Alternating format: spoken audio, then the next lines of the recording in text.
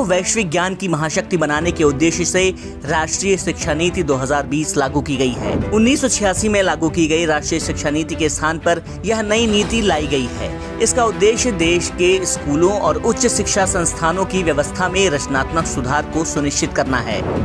Pre primary school से लेकर 12वीं कक्षा तक स्कूली शिक्षा के सभी स्तरों पर एक समान पहुंच सुनिश्चित करना तथा 3 से 6 वर्ष के सभी बच्चों के लिए गुणवत्तापूर्ण शिक्षा और देखभाल की व्यवस्था नई शिक्षा नीति की प्रमुख विशेषताओं में शामिल है।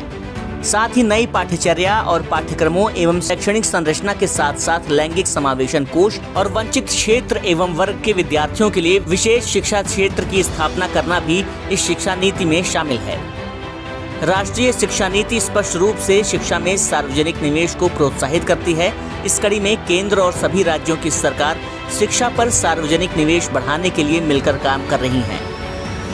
अपनी शुरुआत के केवल 4 वर्षों में ही NEP 2020 ने भारत के शिक्षा क्षेत्र में विभिन्न उपलब्धियां हासिल की हैं। इसके तहत बच्चों में मूलभूत साक्षरता और संख्या गणना कौशल विकसित करने के लिए मूलभूत साक्षरता और संख्यात्मकता पर राष्ट्रीय मिशन यानी निपुण भारत की शुरुआत की गई।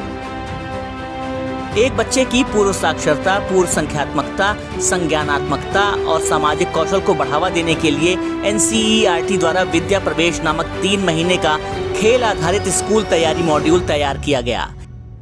PM ई-विद्या नामक एक व्यापक डिजिटल पहल के माध्यम से डिजिटल सीखने और प्रौद्योगिकी के उपयोग पर जोर दिया गया। राष्ट्रीय शिक्षा नीति के तहत कई नई पहलों की शुरुआत की गई है, जैसे कि विभिन्न भारतीय भाषाएं सिखाने के लिए समर्पित TV चैनल शुरू करने का प्रस्ताव दिया गया है। साथ ही 25 अन्य भारतीय भाषाओं में प्रारंभिक कक्षाओं के विद्यार्थियों के लिए प्राइमरी पाठ्यक्रम भी शुरू किए जाएंगे। इसके अलावा स्कूलों में अध्ययन को रुचिकर और तनाव मुक्त बनाने के उद्देश्य से 10 दिन बिना बैग के विद्यालय संबंधी दिशा निर्देश भी इसमें शामिल किए गए हैं।